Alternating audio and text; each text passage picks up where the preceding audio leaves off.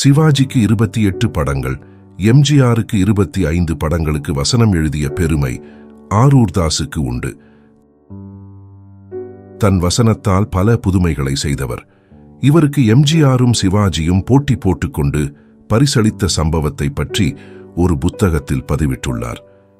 இதோ அந்த நினைவுகள். ஒரே நேரத்தில் எம்ஜிஆர் படங்களுக்கும் சிவாஜி படங்களுக்கும் வசனம் எழுதிய ஒரே வசனகர்த்தா நானாகத்தான் இருக்க வேண்டும்.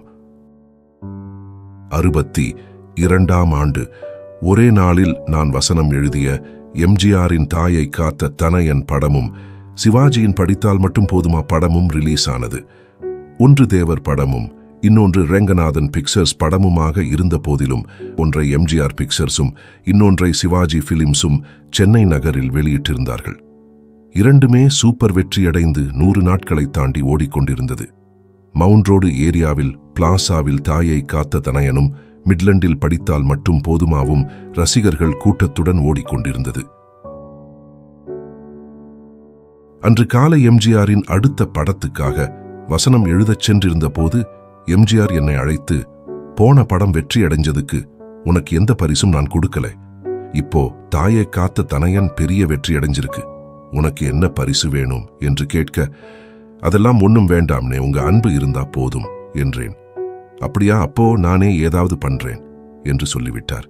அன்றைக்கு பிற்பகல் சிவாஜி பட ஷூட்டிங் போன போது அவர் என்னை தனியே அழைத்து, ஆரூரான், இதற்கு முந்தி நீ எழுதின பாசமலர் பெரிய வெற்றியாச்சு, அதுக்கு நான் பரிசு எதுவும் தரலை. இப்போ நீ எழுதின படித்தால் மட்டும் போதுமாவும் நல்லா ஓடிக்கிட்டு இருக்கு, உனக்கு என்ன பரிசு வேணும் சொல்லு, அண்ணன்கிட்டே இருந்தா தர்றேன், இல்லேனா வாங்கி தர்றேன் என்று கேட்டதும் நான் ஆடிப்போனேன். அதைப்படி அவர்கள் இருவரது மனதிலும் ஒரே மாதிரி எண்ணம் ஓடுதுன்னு ஆச்சரியப்பட்டேன். எம்ஜிஆருக்கு சொன்ன அதே பதிலையே இவருக்கும் சொன்னேன். அன்புதான் நிறைய இருக்கே, வேற என்ன வேணும் என்றார். நான் ஒன்றும் சொல்லவில்லை. 2 நாள் கழித்து எம்ஜிஆர் பிக்சர்ஸ் அலுவலகத்திலிருந்து போன் பண்ணி வரச் சொன்னாங்க.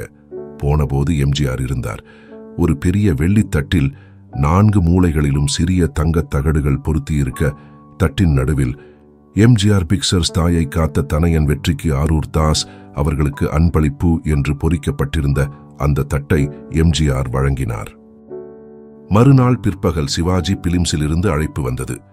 போனால் அங்கே சிவாஜி அவர்கள் 3.5 சவரன் எடையுள்ள உள்ளங்கையை விட அகலமான தங்கப் பதக்கம் ஒன்றை எனக்கு அணிவித்தார். அதில் சிவாஜி பிலிம்ஸ் படித்தால் மட்டும் போதுமா 100வது நாள் வெற்றி விழா என்று சிவாஜி பிலிம்ஸ் எம்பளத்துடன் பொறிக்கப்பட்டிருந்தது.